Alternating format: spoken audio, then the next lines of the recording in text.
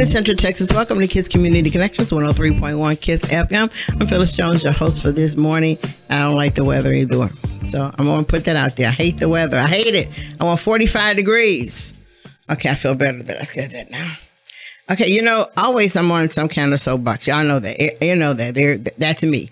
And I'm the one that's going to inform the public about what's going on, whether we'll want to hear about it or not. But, you know, this week, I was chilling. I was for a minute, like 2 minutes. And then I found out that there's something going on that I need to do something about. As you all know, I work with special needs kids. I work with the special needs, the shrimps, the little 3-year-olds. Yes, those, the little shrimps. And so my heart is with special ed. I've been doing it for over 20 years. So I guess you might as well say, yeah, I'm one of my kids. But this week, first of all, I didn't know we had an adult daycare for our kids to go to. I just always wondered, did we? But since I work with the 3-year-olds, by the time they get there, I've forgotten who they are. But I talked to, it's a man, his name is Will Escobedo, and he has Dazona Learning Center. Yeah, it's Dazona Life and Learning Center. Yes, and here he has, and this is right, it's in Killeen.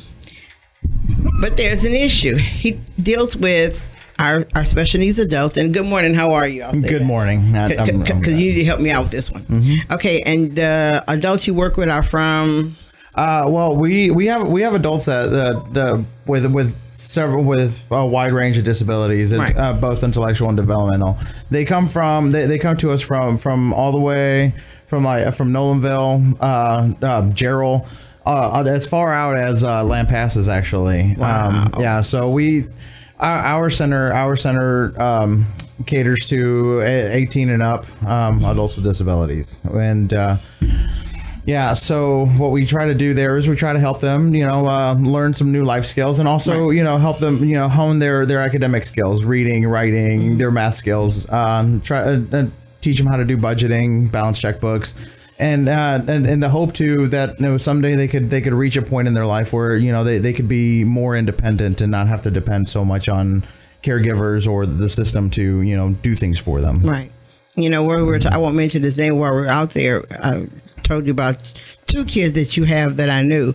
One, I cannot see him with a checkbook because he's too cool with his hair. He's absolutely too cool. And I'm not going to say this young man's name, but I love him to death. But, he wears his cool sunglasses, and every now and then he'll shake his head, which his hair is not long enough to move. But he'll run his fingers through his hair, and he's got to tell you these fantastic stories of where he's been. Of going to San Antonio to visit. Here, he goes everywhere. Yes, ma'am. And, he used to tell me I could go, but I had to bring my own food. I told him that's not how you invite people anywhere. But how long have you been doing this? How long has the center been open? The center has been open 3 years now.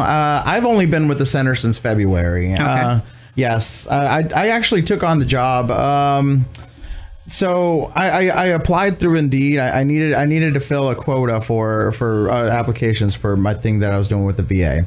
And so I put in an application because, that's what you got to do. You got to fill in job applications. Well, I got a call, and I went in and I did an interview, and this place is just amazing. I didn't even know it existed. And so I'm like, all right, yeah, this is where I want to be. This is where I want to stick around and see this through. And so, yeah, I've just kind of been, putting in my everything into this place because I believe in what we do there. So before this, had you ever worked with special needs adults? I have a son. He has I have a son with autism, okay. And he's actually a stepson, but I call him my son. I spend so much time with this with this kid. He's amazing. When he first moved into my house, he was nonverbal. That was 4 years ago. Now he speaks in sentences, and he's in an all-inclusive classroom, and environment. He gets his assignments done on time. He's actually an AB honor roll student.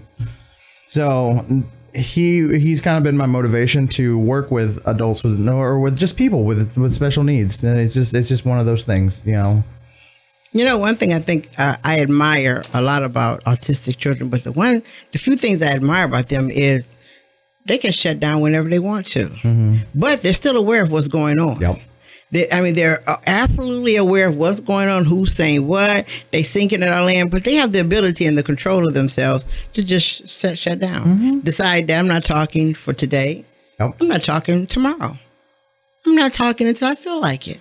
Yet they're still absorbing, they're still growing. And then when they do start talking again, you go, oh, really? You know? And then it comes to a point where they won't be quiet.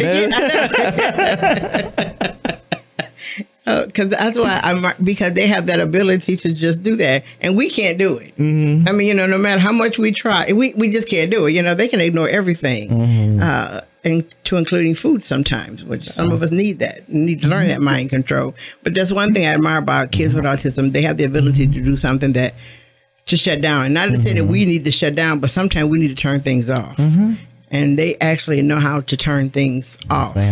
To regain, I'll say to me, to regain control. Yeah. So that's one thing I admire about autistic kids, because, like I said, they have that strong ability and that mindset that they can do that, and we can't. Yeah. So they need to teach us how they did that. Yeah, there's definitely a lot that we can learn from them. And they're interesting little people.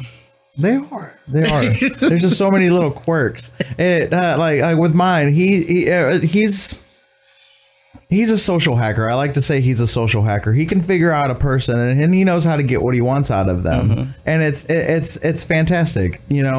People don't put that much, they don't put that much, I don't know, thought into one of these kids, because they're just special. They're just but no, they have their own personalities. They have their own way of doing things, and they're just fantastic human beings. Yeah. And I tell people, the lady subbed in a room one day, and you know how they give you the puppy dog look? I was like, ignore that. She goes, well, just ignore it. Just ignore it. And she goes, why? Because they're playing on you. She said, what do you mean? I said, see, they're special, but they're not crazy. I said, they're smart enough to know she doesn't know me. So I can do whatever I want with her. Just so long as she doesn't tell me. And they do that. So I'll tell people they're not special. They're not special. No, they just do things differently. Yes. I said, but actually they're con artists. Yep. I said, they just have little short bodies and they get bigger bodies. But I said, basically, if you don't know them, they got you for a few minutes. They'll do that. Yeah. So, okay, now your center. How do the kids get there? Okay, so we have we have a bunch of them that come in on buses. Okay. There's over half of ours come in using the HOP transportation system. So door to door. Yeah, door to door services. Okay. They qualify for the special transit system that the HOP provides, and so they depend on the HOP for transportation, not just to our center, but everywhere that they go. Doctor's appointments, grocery stores, libraries, just basically anywhere that people go. The HOP provides them transportation to there. Okay, so that's great. Yeah, and that's good independence. Yes, it helps them feel like they have a grasp on their own on their own life, and they get to do what they need to do when they need to do it. And it's a bit different than a school bus. It's different totally. than a school bus. Totally. So it's way different than a school bus. It's more of an outside. It's an adult bus. These kids have a bus pass and they have their ID card on a lanyard, and this is how they get how they get around. They have to be responsible to, they have to be responsible enough to, hey, Mr. Bus Driver, here's my money. It's an exchange for them on a daily basis. Yeah, that's good. Okay, so the HOP picks them up from there.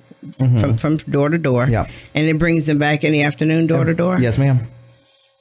So is anything going to change with that? All right. So we had this. We had a young lady. She was going to bring her son to our day hab, and so she calls us one day because she was trying to figure out the transportation issue that she was going to have getting him to us.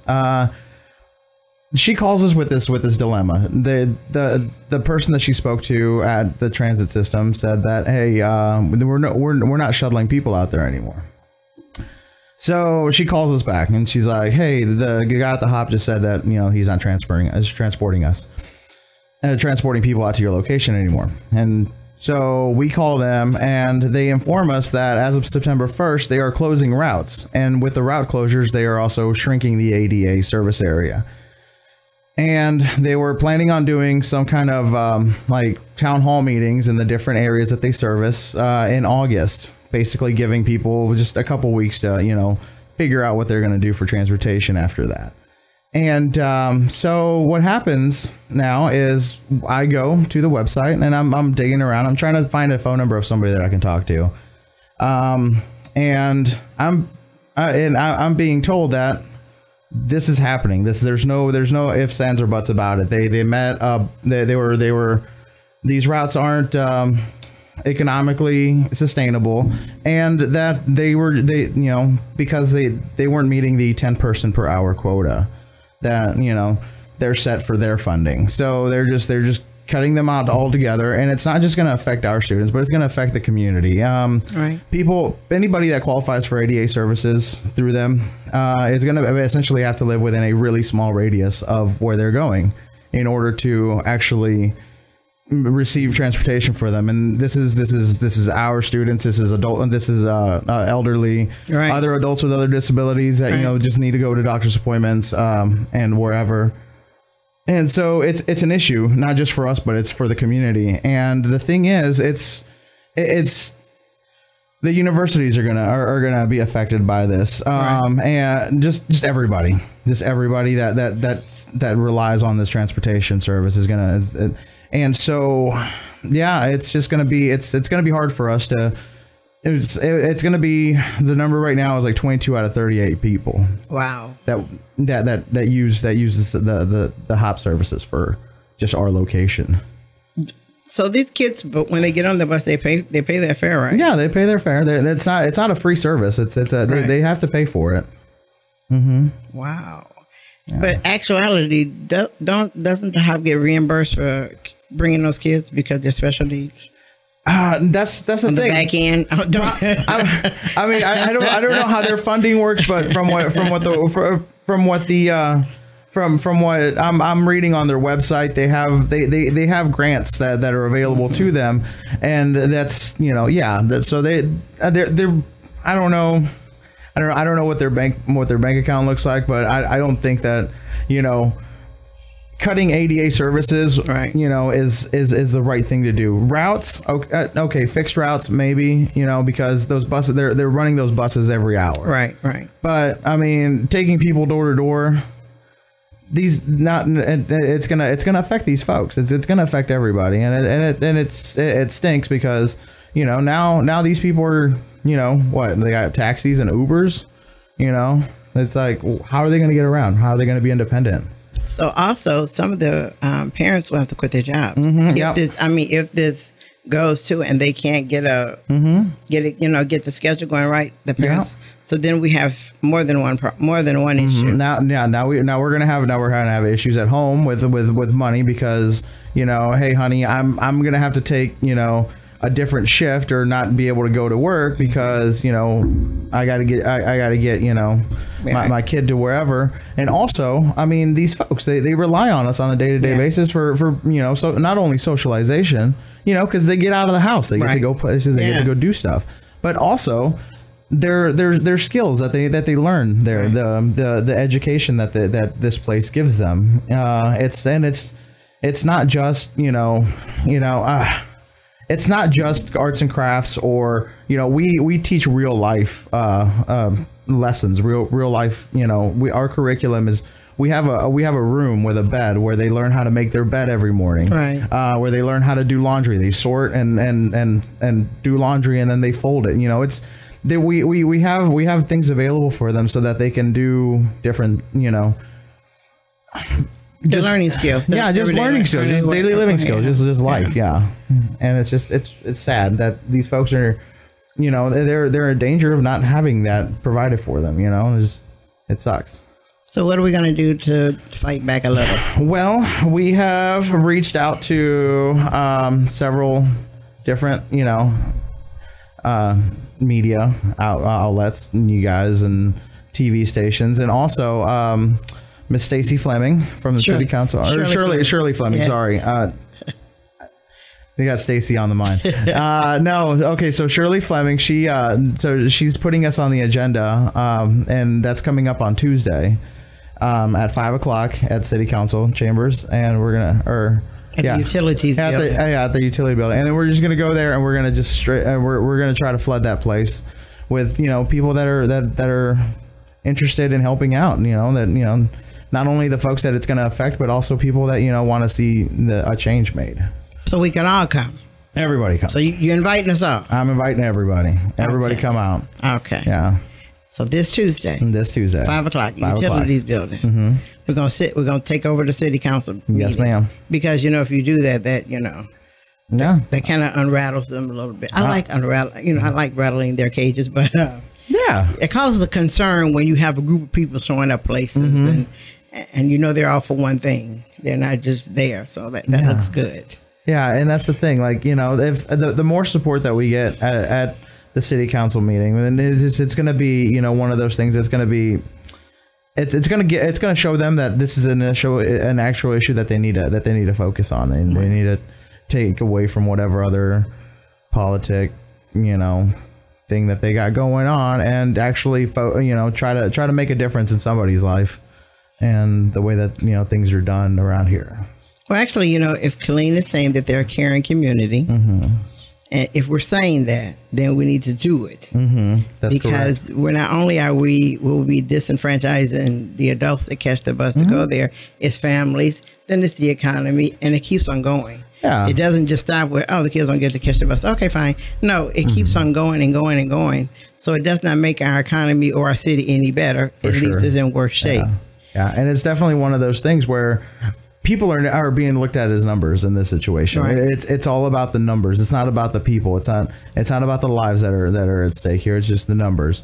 And for speaking about on our population, these folks, they've been treated like a number their whole life. They've been a stat in somebody's logbook their entire life, and they've already had it, and they've already had it hard enough. These are grown-ups, they've been tossed around between foster families and abuse, neglect, what have you. These folks have lived it, and it's time to stop treating them like numbers and actually focus on the person, the human being that's being affected in this issue. So wait, some of the kids are foster kids? Some of them are fosters. Oh, okay. Yeah, some of them have lived in the system their whole lives, actually. Because I'm on the Bell County Child Welfare Board, and our job is foster kids. Okay. I mean, that's what we do. So I need to let us know. Yeah. We got some foster kids being just disenfranchised. Because we can, at that time we can speak. That is correct. Because that's what our job. That's all we focus on is our foster children. Yeah. We excuse me. We attempt to meet the needs that they don't get at the foster homes. We tend to meet those needs. We bought cars for kids. We bought bikes. We bought uniforms for work. Right. We dental work, but we cover whatever the state won't cover, or either the foster parents can't cover. Okay. We in turn step in and we do what we have to do. So now that you said some of them are foster kids, then I'll let our group know that we need to be there too, because some of them are our kids. Totally, yeah, and that's the thing, is even as taxpayers, they're all our kids. Yeah, they're all our kids. It doesn't matter, it doesn't matter if you know them personally or not. You have a connection to these folks, and it's really awful that they have to they're facing the challenge of whether or not they're actually going to go to the place that provides for them on a daily basis, and in a way that's more than just just a hot meal and whatever. We teach these folks that we made fried green tomatoes last Monday. We have a garden that my students started, right? Oh, wow. And we had some really big, nice green tomatoes on the thing, and some of the other teachers were eyeballing these tomatoes like it's nobody's business. And they're like, you know what? Oh, I said, all right, fine. Let's do fried green tomatoes then. Let's not even wait for these things to turn red. Let's just go ahead and take them off the vine now. And it was great. They enjoyed it. They enjoyed themselves, and they were able to actually taste the fruits of their labor. When some of the parents come, I hope they bring their children with them. Oh, they're fantastic. Because the kids need to be there for that experience. Not to talk, but just for the experience of knowing that this is what happened. We fight for you. Yes, this is how you do this.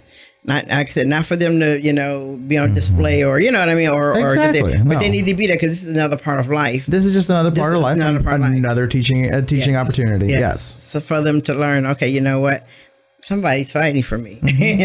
Wow. Because they might not think about nobody doing this for them. Right. Yeah. It's, you go to bat to them for them. You show them that, you're going to bat for them. And, they have an entire different perspective, profound respect of, the things that you do for them on a day basis. Yeah. And first of all, the whole thing of going to the meeting and seeing all these people that they don't even know and talking and then just being there is different for them because most of them have never been in a city council meeting and wouldn't know what it was. Exactly. So just being there would be an excitement for them. Yeah. Yeah. That would be fantastic. Yeah. That would be good. So hopefully they do bring them. Yes, ma'am. Okay. So what day are we coming to City Hall? Tuesday. What time? At 5. Yeah. Where? And at the Utilities Building. Okay. In Killeen, yeah. So you want everybody to show up? I want everybody there. Okay. I want everybody and their family. Just everybody. And this issue is a lot bigger than just us. This issue involves it's the community.